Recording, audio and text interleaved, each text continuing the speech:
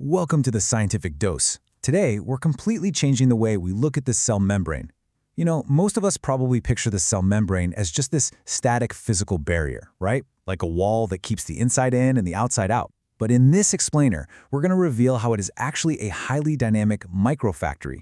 It's literally a manufacturing hub pumping out these powerful chemical flares that kickstart your body's inflammatory response. To really wrap our heads around this incredible process, we've got a roadmap laid out for you today. We'll quickly cover what inflammation is, the immune first responders, and the chemical messengers. Then we'll zoom way in for unleashing arachidonic acid, the COX and LOX pathways, and finally, resolving the fire. This is going to guide us from the physical signs of an injury that you can actually see and feel, straight down into the deep molecular lipid metabolism inside your cells, and then back up to resolution. Okay, let's dive right into Section 1. What is inflammation? To understand the body's response, we have to start at the absolute basics. At its core, inflammation is a biological, highly protective response of our vascularized tissues to harmful stimuli. Whether it's an infection from a bacteria, a physical injury like a burn, or chemical toxins, inflammation is basically your body's way of eliminating the threat, clearing out the dead cells, and getting that healing process started. And this perfectly illustrates the macro world. It's the visible crime scene of an injury. If you've ever sprained an ankle or gotten a severe cut, you know exactly what these 5 cardinal signs feel like. We're talking heat due to a spike in tissue temperature, redness driven by a huge rush of blood to the area, swelling or edema from fluid building up, pain caused by stimulated nerve endings, and a temporary loss of function. These everyday physical signs are actually the macroscopic result of a massive, highly coordinated microscopic defense operation. But how do those signs actually happen? That brings us to Section 2, the immune first responders. Because this doesn't just happen by magic. It requires a dedicated cellular workforce arriving on the scene to assess the damage and kick off the defense cascade. We can categorize this cellular chaos by looking at 2 distinct groups of immune workers. On one side, we've got our resident or fixed cells. Think of these like the local neighborhood watch, cells like mast cells and macrophages that are already hanging out in the tissue, acting as the very first line of defense the exact moment an injury occurs. On the other side, we have the recruited or migrated cells. Once the alarm is sounded, reinforcements like neutrophils and monocytes travel incredibly fast from the bloodstream, crossing over into the inflamed tissue to aggressively fight off infection and clean up the debris. Of course, these cells don't just use brute force to get the job done. They have to coordinate their attack. And that brings us to Section 3, the chemical messengers. They use a sprawling, incredibly complex cascade of chemical signals to communicate. What's really fascinating here is how these chemical messengers are split into 2 rapid response arsenals. First, you have cell-derived mediators. These are produced directly on-site by our inflammatory cells, like mast cells dropping histamine or macrophages releasing cytokines. They are immediate on-site alarm signals. Contrast that with plasma protein-derived mediators. These are proteins, like the complement or kinase systems, that are synthesized mainly in the liver. They just constantly patrol our blood in this sleeper, inactive form, just waiting to be triggered by inflammation so they can spring into action. Among all these messengers, cytokines are arguably the most crucial early alarm bells.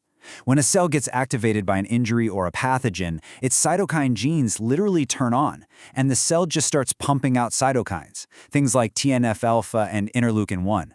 These specific cytokines act as messengers that bind to target cells, driving the whole progression of the inflammatory response, inducing fever and recruiting even more immune cells to the front lines. Let's see how this builds as we move to Section 4, unleashing arachidonic acid. We're going to zoom way in now, because those cytokines and early signals travel directly to the cell membrane, and that is where the true molecular chain reaction actually kicks off. So the star of the show here is the activation of an enzyme called phospholipase A2, or PLA2 for short. You can think of PLA2 as the factory boss of the cell membrane. When the cell takes damage or gets stimulated by those cytokines we just talked about, PLA2 wakes up. Its one and only job is to literally cut into the membrane's phospholipids to release a specific fatty acid called arachidonic acid. And guys, this isn't just a minor detail. This activation is the critical, rate-limiting step of the entire downstream inflammatory cascade.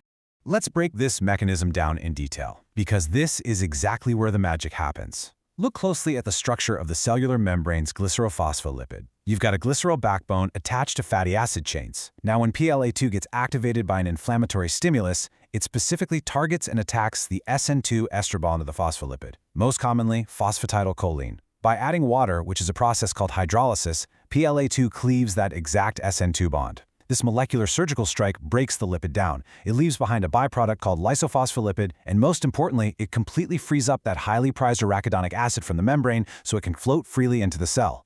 And here is our newly freed suspect, arachidonic acid. From a pure chemistry standpoint, it's a 20-carbon polyunsaturated fatty acid with 4 double bonds, an omega-6 fatty acid.